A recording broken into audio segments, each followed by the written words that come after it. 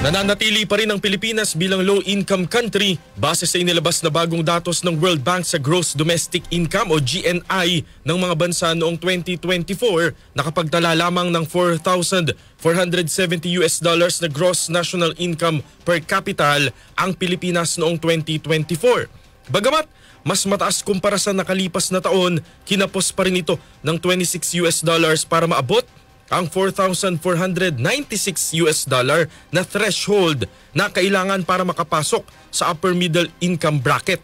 Ang gross national income ang panuntunan sa economic output ng isang bansa, kabilang ang halaga ng goods at serbisyong na-produce sa lokal, yung kinita sa ibang bansa gaya ng mga remittance at foreign investment. Isa rin itong napakahalagang metric o barometrong ginagamit ng World Bank para maklasipika ang ekonomiya ng isang bansa sa pamamagitan ng kanilang kita.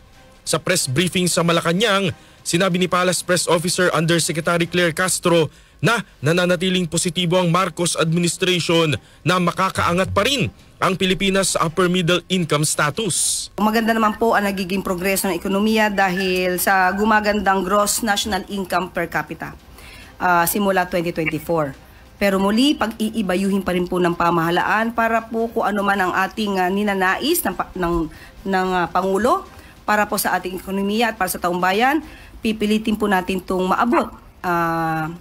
Kahit po siguro mayroon pang mga kondisyon globally sa mga nangyayari ngayon, dodoblehin pa rin po ang pagsisikap ng pamahalaan para po mas maabot natin ang ninanais na maitawid natin ito sa pagiging upper middle income status. Si Palace Press Officer Yuse Claire Castro.